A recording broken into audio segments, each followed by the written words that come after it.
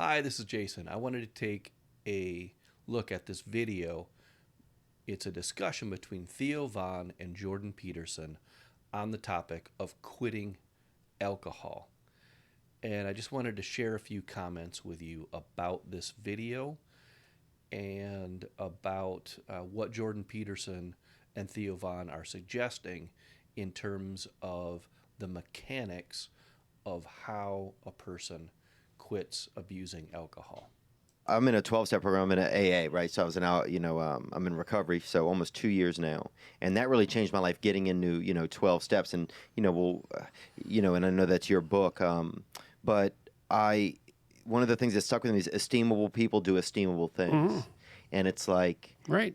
and it's like when you have that choice to do It's something better than right. alcohol, man. Yeah. Yeah, and the funny thing is, if you're trying to stop drinking, you need something better than alcohol. And alcohol's pretty good. Yeah. So you better find something a lot better, man. Yeah, and it is. And then esteemable people do esteemable things. It's like, yeah, well, you want to figure out something that you're doing with your life that's worth not getting drunk and screwing up. Yeah. Right? Because that's So I just want to stop right here and just notice something. If this was something coming from the National Institutes of Drug Abuse, we would already be hearing about the neurobiology of addiction and how it is a compulsive disorder characterized by the loss of control.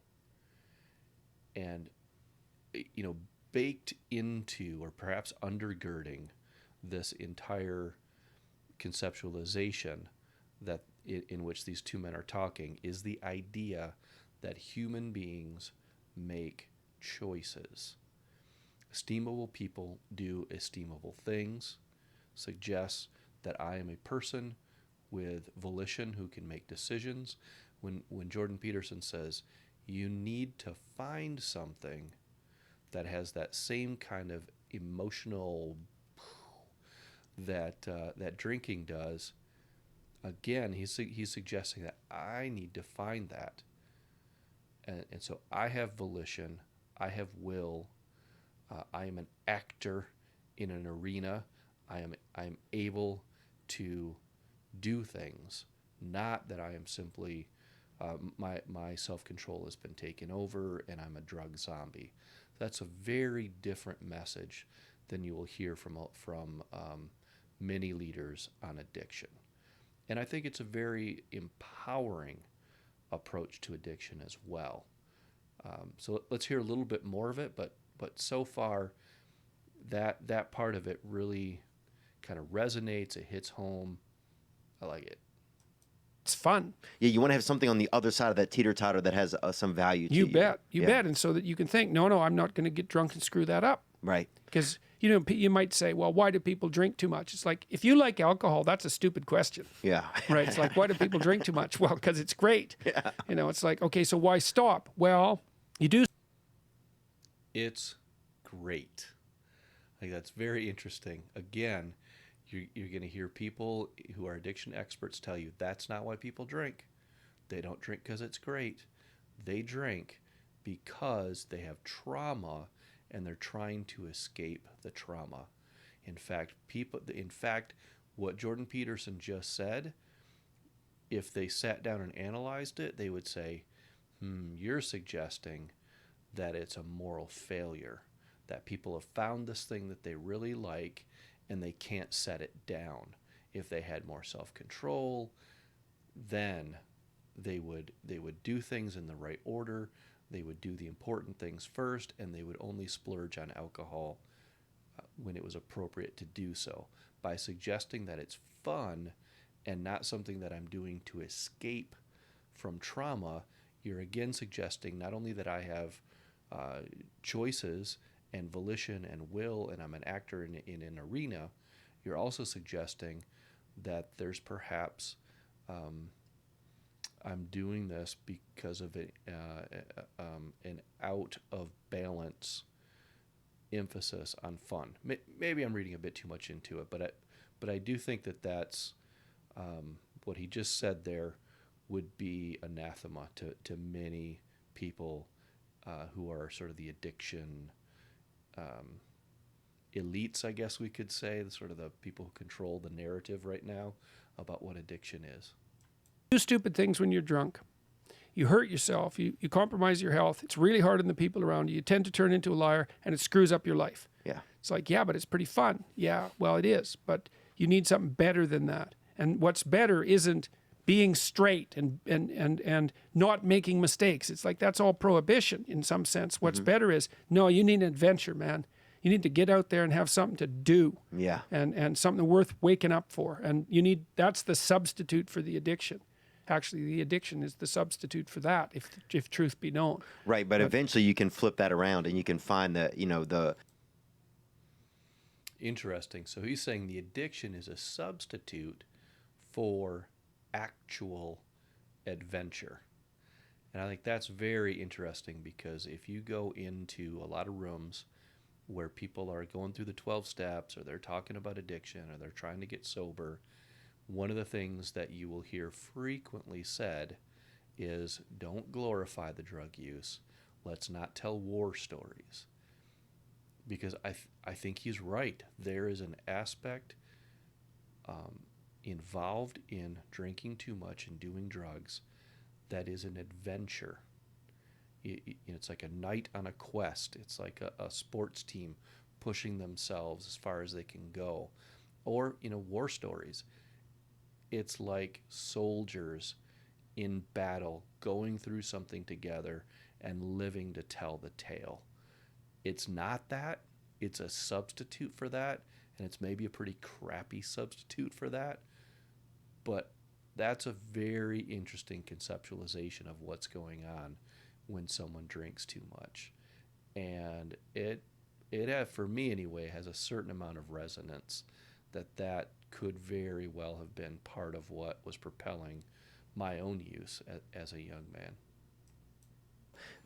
The much girthier and more there's a lot of sexy weight in having self-worth, and that's what I've started to slowly find in my life. Yeah, and you might also, like, the thing too is, there's something kind of, I don't know, the bar scene, the heavy drinking scene, there's something kind of edgy about it, and something kind of adventurous about it. And, you see that it's kind of dramatized in people like Tom Waits, who's got that real hard edge, or Johnny Cash, or people, hard living guys. Oh, yeah. If you have not heard Tom Waits sing "The Piano Has Been Drinking, Not Me," you should go check that out. So he's saying it's about adventure. It's also about this edginess, which I think, again, is super attractive to young people. We're not quite out of being children yet, but we're not quite adults. And so sometimes we define our maturity as being a reaction to things that are safe and clean and suburban. And so if I'm really an adult, I've kind of put those things behind me, and I'm drinking hard in the bar, and I'm wearing dark clothes, and I'm listening to Tom Waits and reading Bukowski poems. I think for a certain group of people, that's probably true. I think also for people kind of that may go sort of the that's kind of the bohemian route.